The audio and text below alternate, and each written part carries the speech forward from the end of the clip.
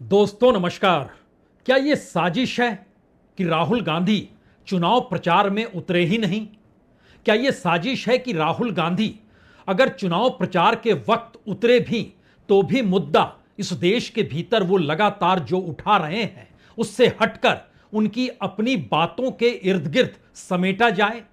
यानी जिन सवालों के आश्रय राहुल गांधी की घेराबंदी इस दौर में बीजेपी ने की, या फिर जो अलग अलग वक्तव्य इतने खतरनाक तरीके से इस देश के प्रतिपक्ष के नेता राहुल गांधी को लेकर दिए गए, वही मुद्दे इस दौर में राहुल गांधी की छवि के इर्द गिर्द गढ़ते चले जाएं?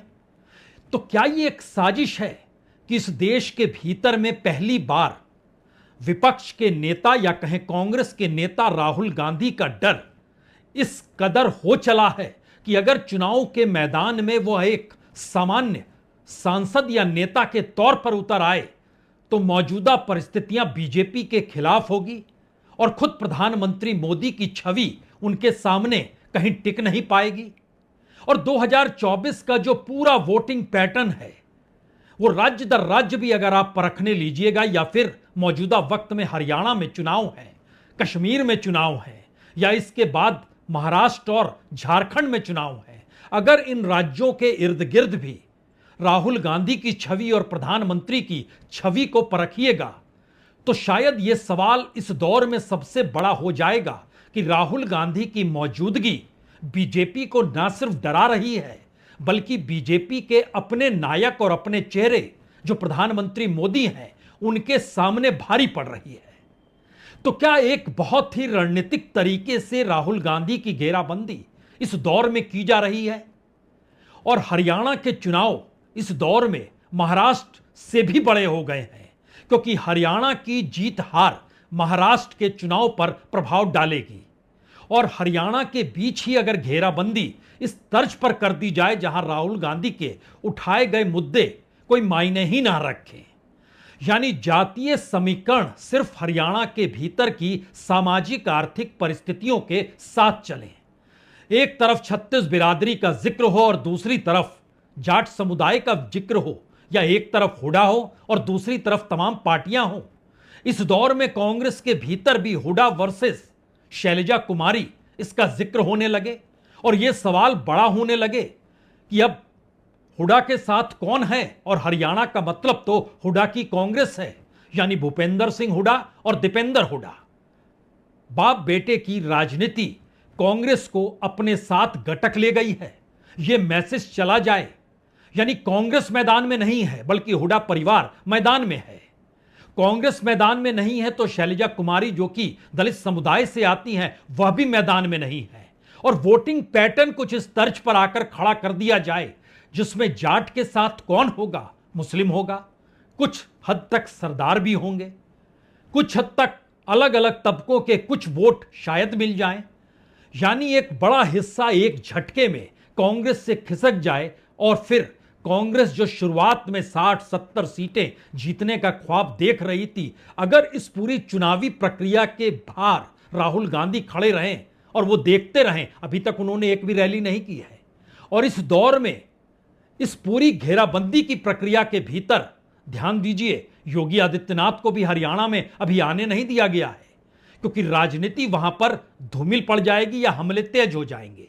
तो क्यों नहीं एक ऐसी राजनीतिक परिस्थिति को पैदा किया जाए जिसमें राहुल गांधी चुनाव प्रचार से दूर रहें, या चुनाव प्रचार करने आए भी तो भी सफाई देते हुए नजर आए, यानी जो उन्होंने कहा, जिस रूप में कहा, बीजेपी या संघ ने उसे जिस रूप में उठाया, कांग्रेस से हटकर जो मंत्रियों की पूरी कतार राहुल गांधी पे हमला करने खड़ी हो गई, जो मोदी कैबिनेट के मंत्री हैं, खुद उपराष्ट्रपति खड़े हो गए, तो उसकी सफाई देने के लिए राहुल गांधी सामने आए और वो चुनाव प्रचार में भी उसी आश्रय उन मुद्दों को उठाएं, यानी जो हरियाणा महिलाओं को लेकर, किसानों को लेकर, पहलवानों को लेकर, जवानों को लेकर, नौजवानों को लेकर, इन तमाम सवालों से दूर होकर वह सिर्फ और सिर्फ अपने घिरे हुए मुद्दों का जवाब दें और कांग्रेस टकटकी लगाकर सिर्फ देखते रह जाए और आपस में उलझती हुई नजर आने लगे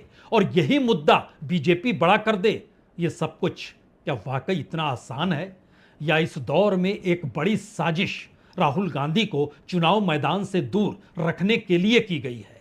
हमें लगता है कि आज इसके हर पन्ने को खोलना होगा और इन परिस्थितियों को समझना होगा कि ध्यान दीजिए, आज राहुल गांधी ने बकायदा 10 तारीख को दिए गए अमेरिका में भाषण के उस हिस्से को भी सामने रखा जिसके बाद सिख समुदाय के भीतर, या कहें सिख समुदाय से जुड़े हुए बीजेपी के नेताओं के भीतर आक्रोश इतना आ गया कि कोई आतंकवादी कहने लगा, कोई जीभ काटने का जिक्र करने लगा।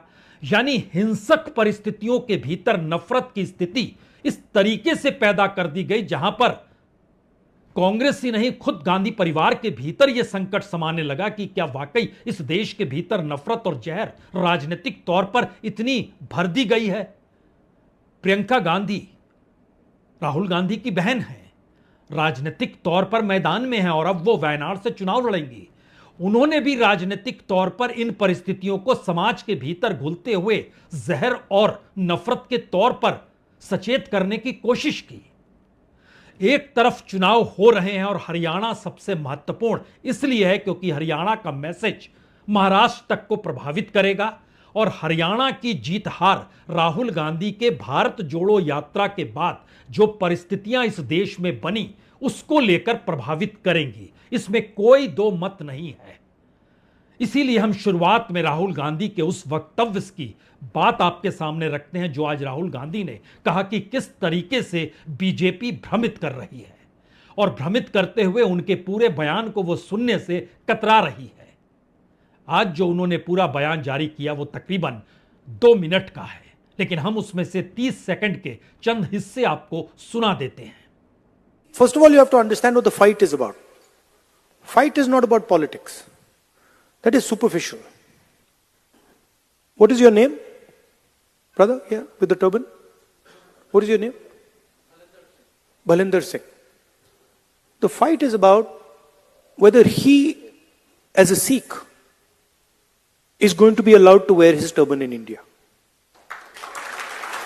Or he, as a Sikh, is going to be allowed to wear a kada in India. Or he, as a Sikh, is going to be able to go to Gurdwara. That's what the fight is about. And not just for him, for all religions. And what the RSS is basically saying is that certain states are inferior to other states. Certain languages are inferior to other languages. Certain religions are inferior to other religions. Certain communities are inferior to other communities.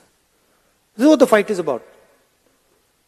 We are of the opinion that whether you are from Punjab, Haryana, Rajasthan, Madhya Pradesh, all of you have your history, all of you have your tradition, all of you have your language, and every single one of them is as important as any other one.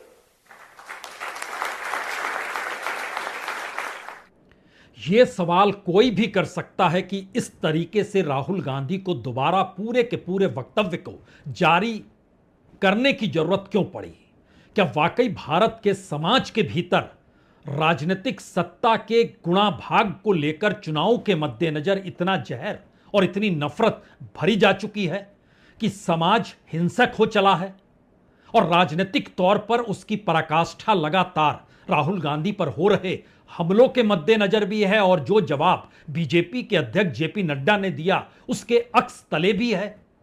शायद यह सवाल बड़ा है, लेकिन सवाल यह है कि इस दौर में अगर इन बातों को कहा जा रहा है तो 2024 के चुनाव परिणामों ने जो झटका बीजेपी को दिया उसके बाद की पहली परीक्षा अब हरियाणा और जम्मू कश्मीर फिर महाराष्ट्र और झारखंड में होनी है।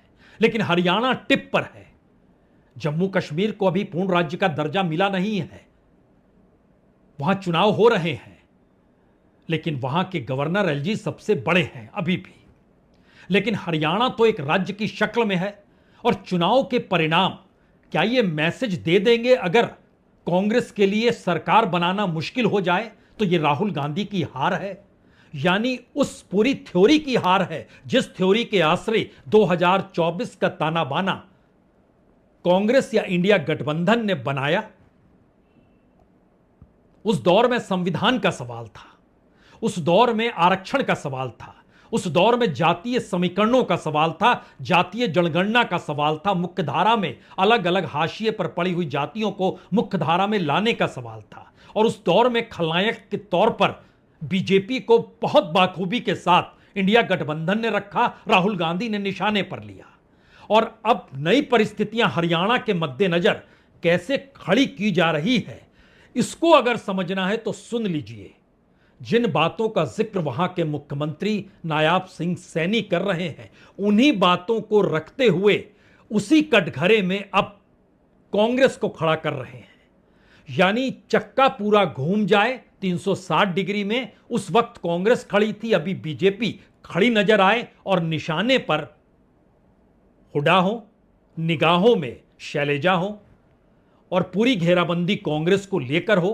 राजनीतिक तौर पर यह तिकड़म, यह परिस्थितियां क्या वाकई राहुल गांधी को अलग इस चुनाव से रखने की है, या फिर इस चुनाव के दायरे में कांग्रेस वर्सेस कांग्रेस करते हुए उन्हीं की परिस्थितियों से उन्हीं को घेरने की है? जरा सुनिए इनकी बात।